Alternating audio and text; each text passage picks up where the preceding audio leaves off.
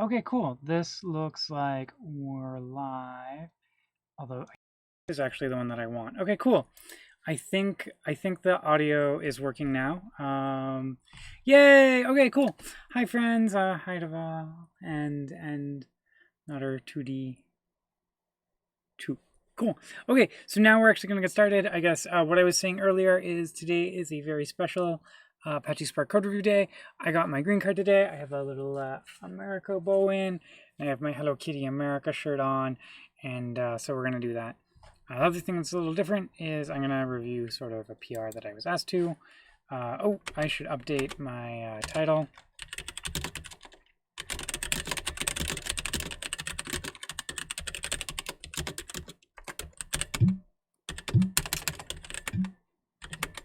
Cool. There we go. Okay, and with that being said, let's go ahead and bring up the code. GitHub.com Apache Spark. Okay, cool. We're gonna go into pull requests. Very exciting. And I think the one that I'm looking for today is not on the first page anymore. Okay, could be on the second page. Okay, cool.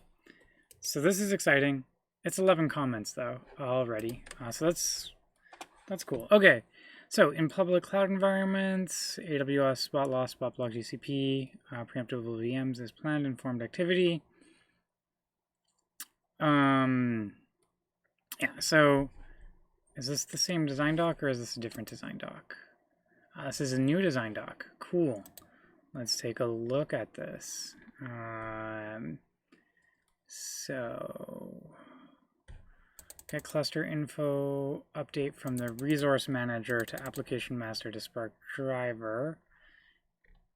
Oh no, I don't know. Okay, sorry.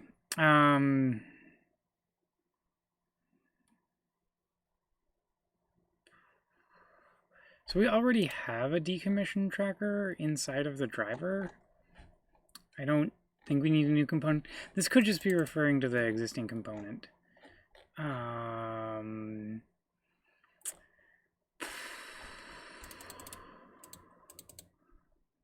sends out allocate request to the RM, I think the mean resource manager, every 3 seconds.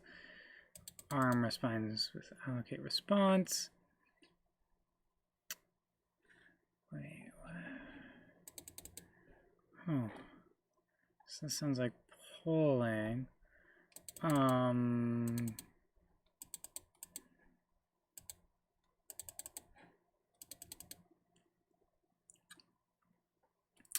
okay, so this is done at the node level. Okay, cool. I guess my own question is, well, we'll take a look at the code actually. Let's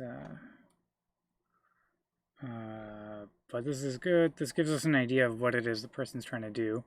So termination time, that's how long we know it's going to be. Terminated. Oh, cool. Okay. Okay, this gets a little complicated. And so let's go ahead and look at the code because this is pretty complicated. Okay. Nope.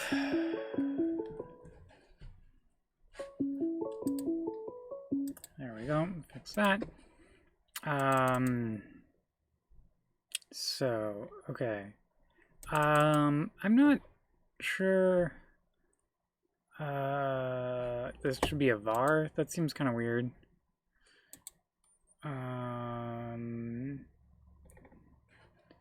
So inside of this field.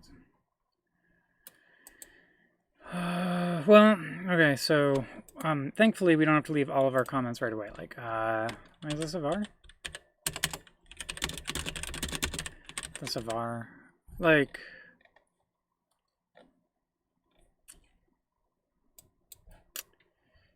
and we'll go into start review mode, and then maybe I'll understand why it's a var as we go through and come back to it.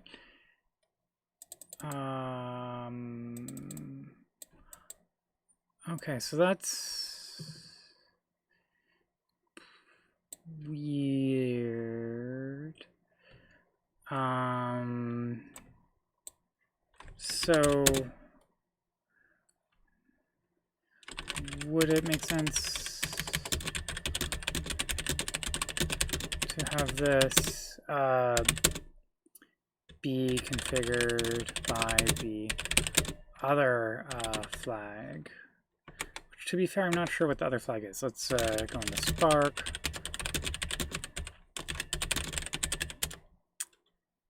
Sure.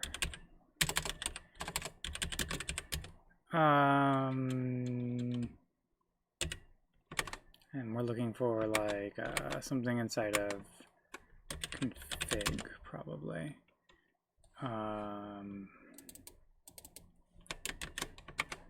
Well, actually, I can see this being a little bit different.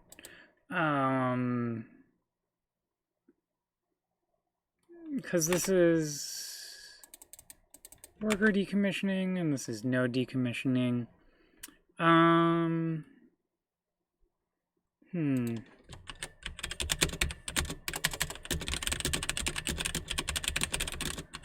But,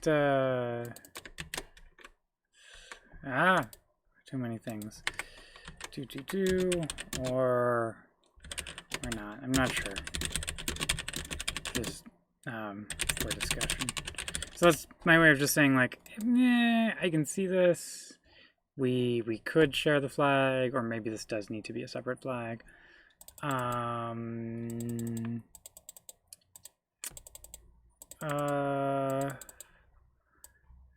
Never abort and keep retrying in an unbounded manner. Huh. So I'm from the documentation. I have no idea what I would configure this to. To be reasonable. And okay. Let's. I don't know how I would configure this value. Yeah. So. How would we say this? Can we provide guidance? Also, if we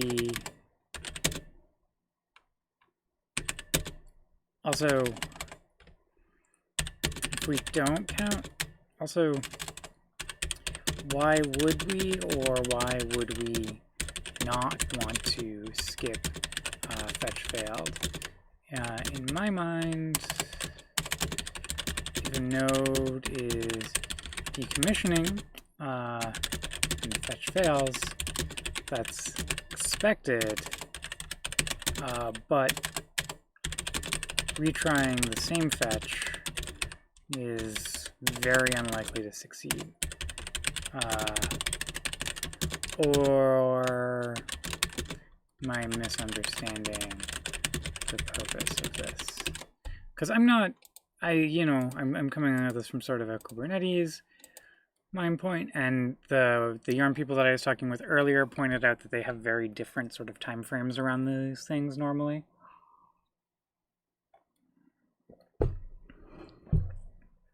Yeah, okay. I appreciate this pulled out of thin air thing. That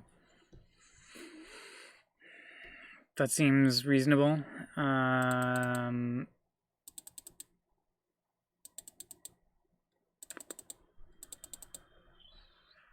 To me.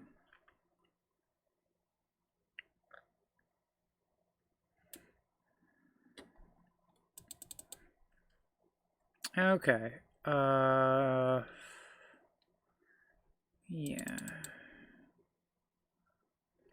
I'd rename this personally, but I'm not. Interval in seconds after which a node is decommissioned in case AWS spot loss. Okay, spot loss.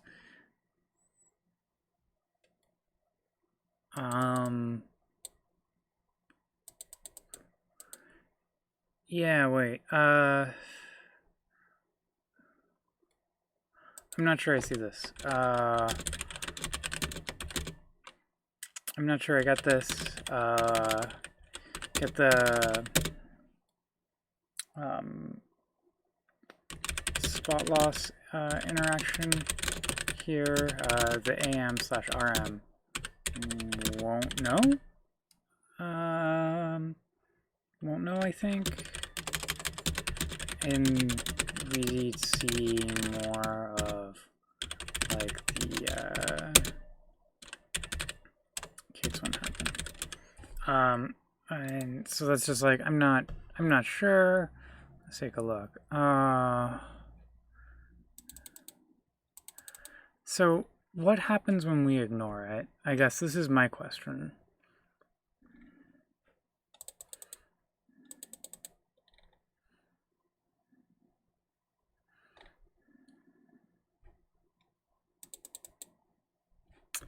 So if it does not count towards stage failures, but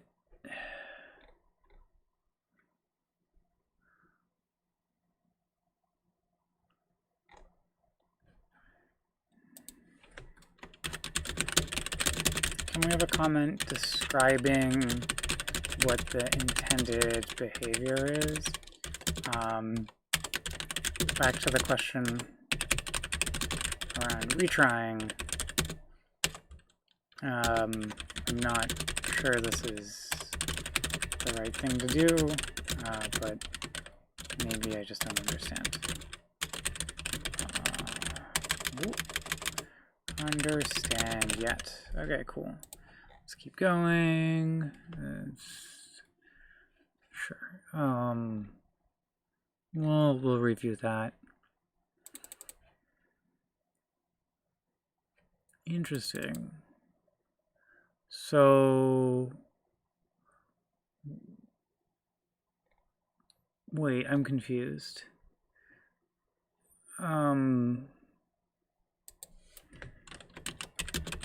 If we remove the shuffle files on decommissioning,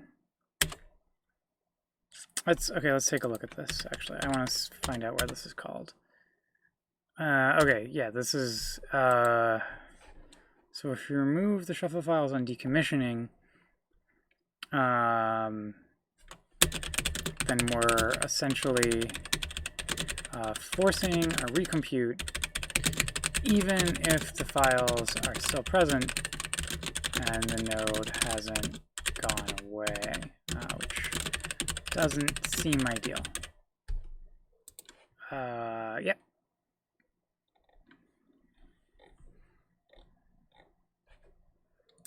Okay.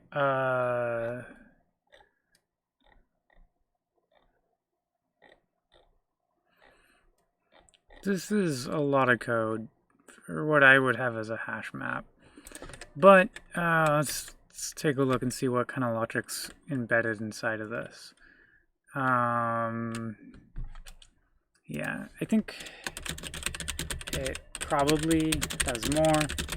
If it's just tracking a list, we should just use a hash set.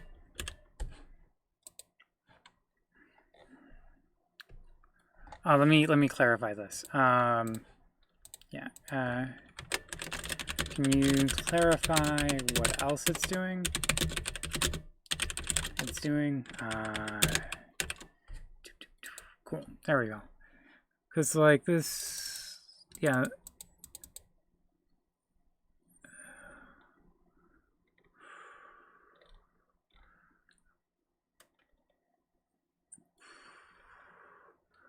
Oh, interesting.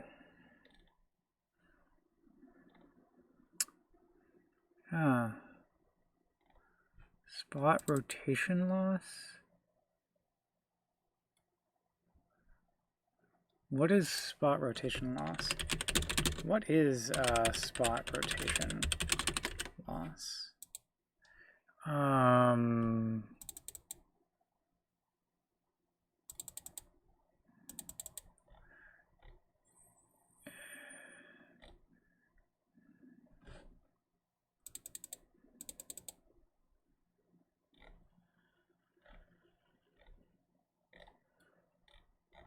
I'm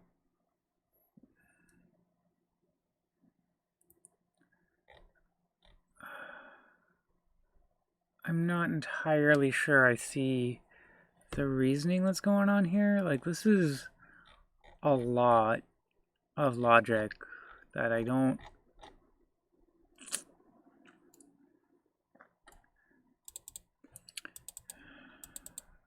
Like, yeah, I get that in Yarn, we'd have the situation where, like, yeah, we can decommission the executor, and then we can go ahead and decommission the shuffle service. But also, I'm not actually entirely sure if that makes sense. Does that make sense? I don't think it does.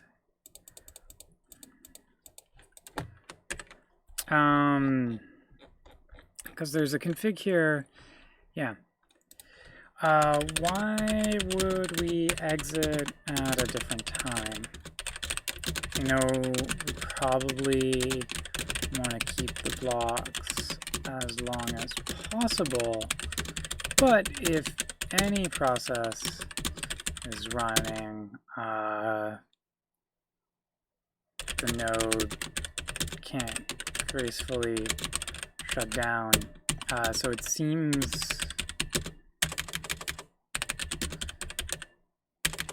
strange to have these occur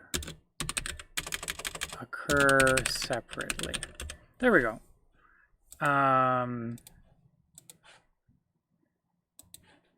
That's cool. This thing is really big. I'm not gonna dig into it because I don't think we need it. I think we can do this in a much simpler way. But to be fair, if there is a good reason why we're doing the decommissioning in separate periods of time, then like, yeah, we probably need a lot of logic to track that.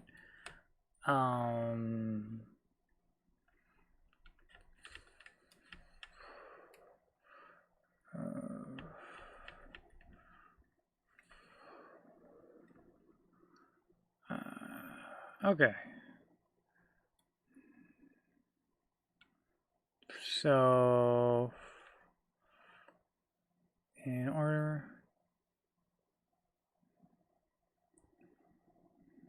Huh. Yeah. Hello, friend. Lavin Rocklan? Sorry. I'm not entirely... Lavin Rocklan. 666. I like that part. Hello. So I'm not... Like, that's fine. This seems...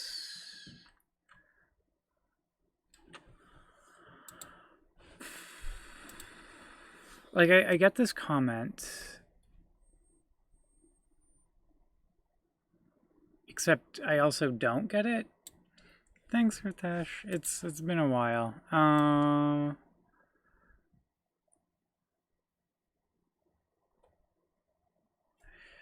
Yeah.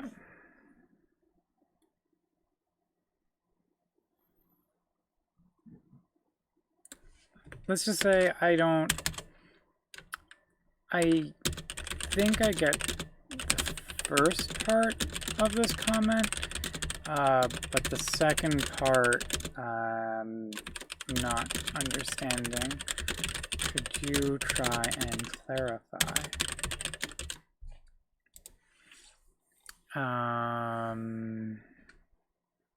Yeah, sure.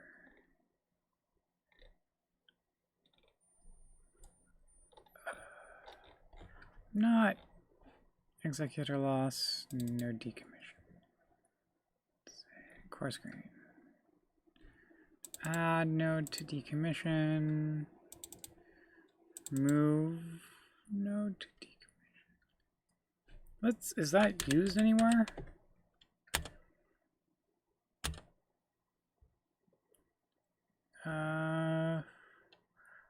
Public for testing.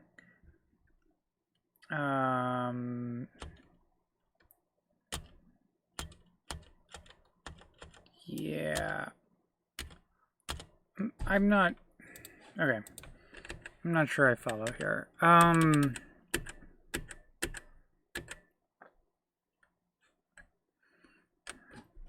So I think we need to get a yarn expert looking at this besides myself soon, because I am not a yarn expert. Yeah, this is taking a thread. I don't think we need that.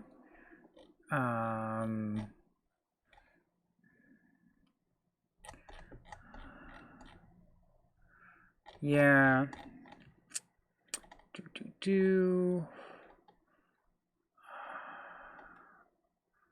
Yeah, let's see here. So there's like a thread here. Although whatever, this is fine. I have a different design which is already merged for Kubernetes, and this just seems like it's doing a lot of things that I'm not understanding why we're doing them. Do account.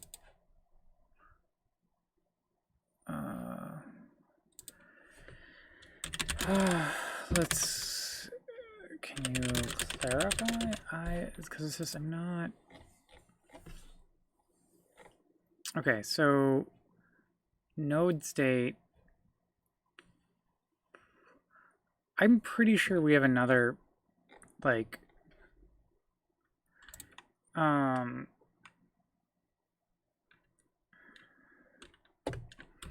is there a reason we aren't adding this to an existing place where we're tracking state? I guess this feels like it's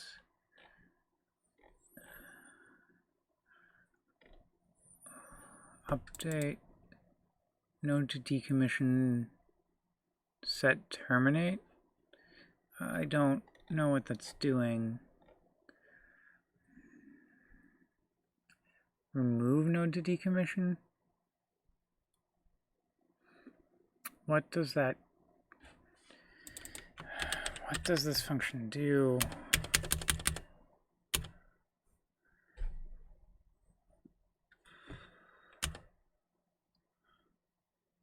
Okay, update the node to mark it terminated. Do we really have to do this? Okay, we already have a way to terminate nodes. To terminate. What? I guess. I just don't get it.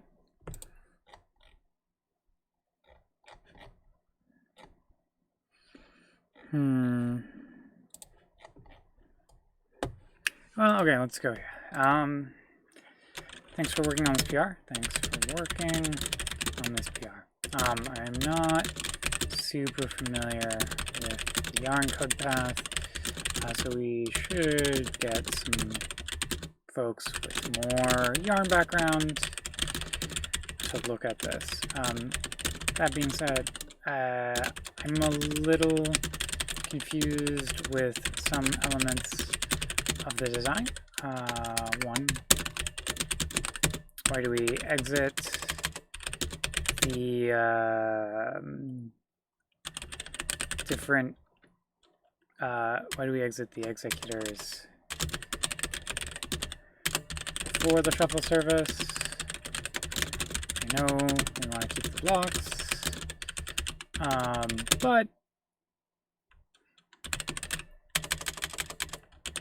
leaving the shuffle service probably blocks the maintenance or decom task. So it seems not ideal. Two, what's the other part? Yeah, I guess,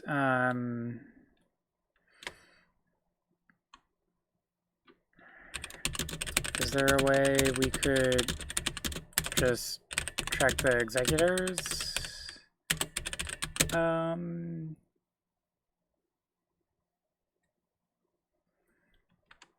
for decom, like we have infra for. Have basic infra for. 3. There was this third part.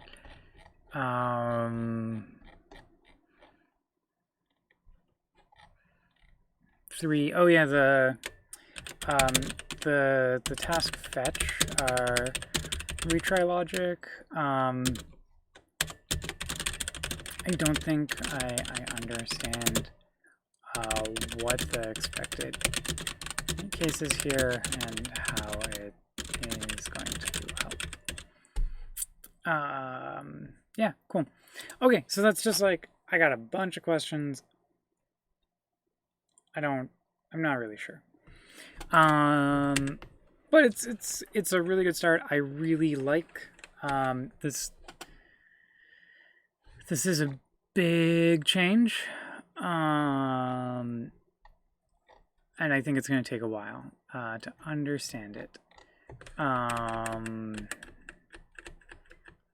that's okay. Like I worked on something similar and it took me several years. So let's go and look at another pull request really quickly, maybe. Actually, it's getting close to 30 minutes. Oh yeah, it's I really like that there's a design doc. I think that's great.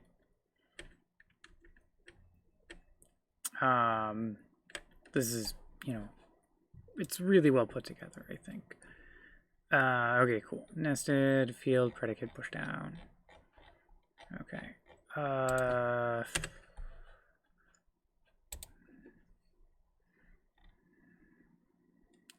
Wait, 320? Wait. Okay. Minor.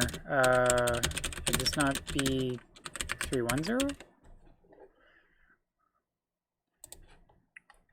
And it's just like, so even if this isn't targeted for 3.0, my assumption is it would be targeted for 3.1.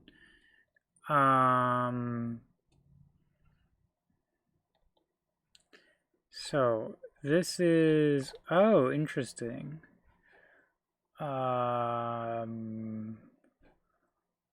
Ooh. Huh.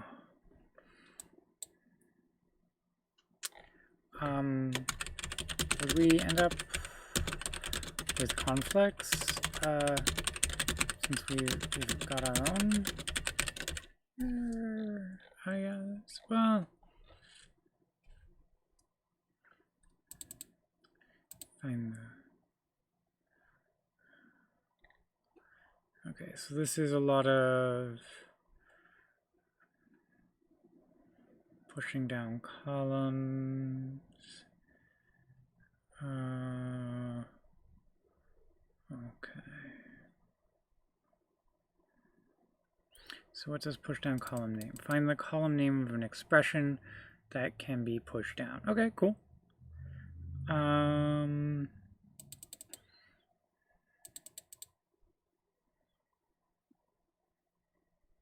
So that gives us a string. So over here we have a predicate and an attribute.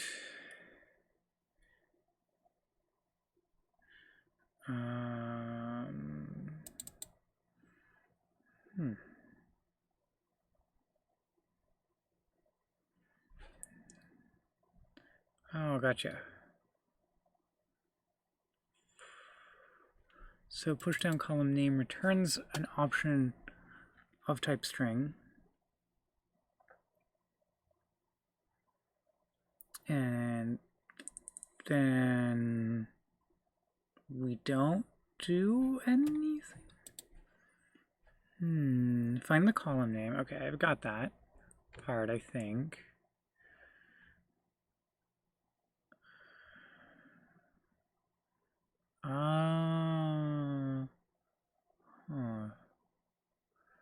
So if it's an expression, previously we did attribute separate.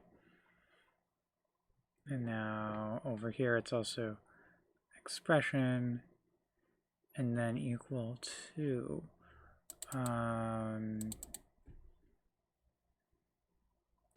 Oh, okay. And then this is the column name.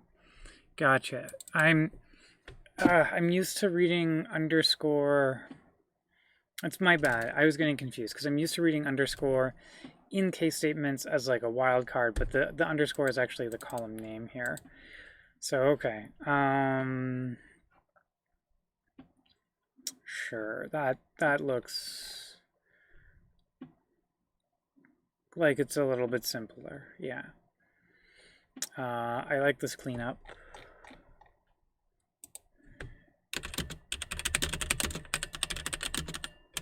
I like this simplification.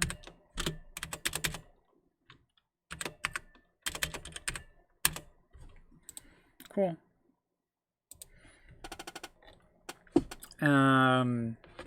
I mean, I didn't read it correctly the first time through, but that's okay. Cool. This is a big change here. Okay, yeah, this is gonna be too big for me to properly review. But like, this looks kind of not bad. Two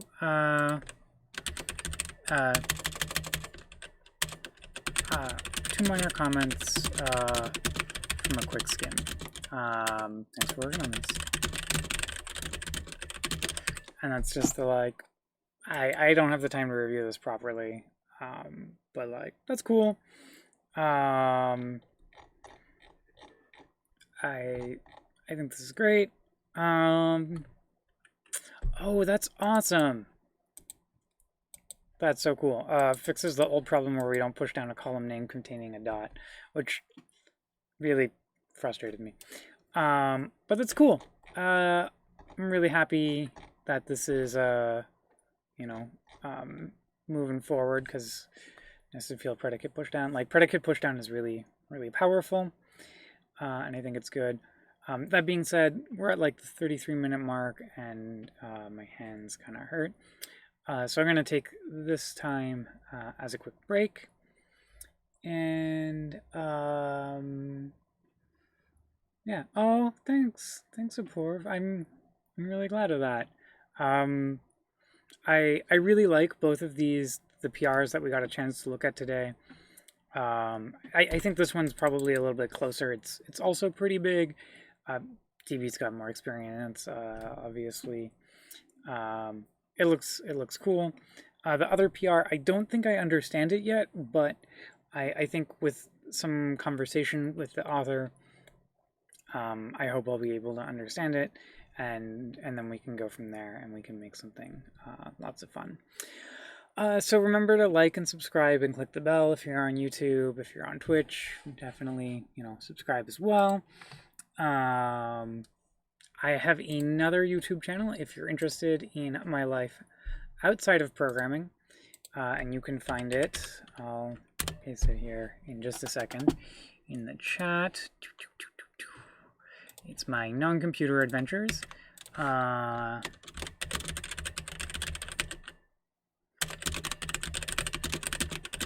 Cool. And so if anyone is, particularly interested in following along with like the other parts of my life, you can join me there. It's probably going to be more random sort of projects. Hoping to do one this weekend. We'll see how that works out. I'm gonna go make some tea. I hope you have a lovely weekend. I'm gonna make some celebratory tea. Maybe take a quick celebratory bath before I get back to work after lunch, because I think I've got a little bit of time to hop in the bath. So thanks everyone for joining me. Sorry these have been super sporadic since the motorcycle Vespa crash. I'll doing my best to get back into a regular habit with them. Yeah, I know I do have a life outside of programming. I like my life outside of programming too. I do like my programming life a lot though as well. Anyways, like, subscribe, click the bell. Thanks for joining me. I'll try and do another one of these next week. No promises though. Every day right now is just kind of wake up and see how it's going to go and do the best with the cards I got. So, bye y'all.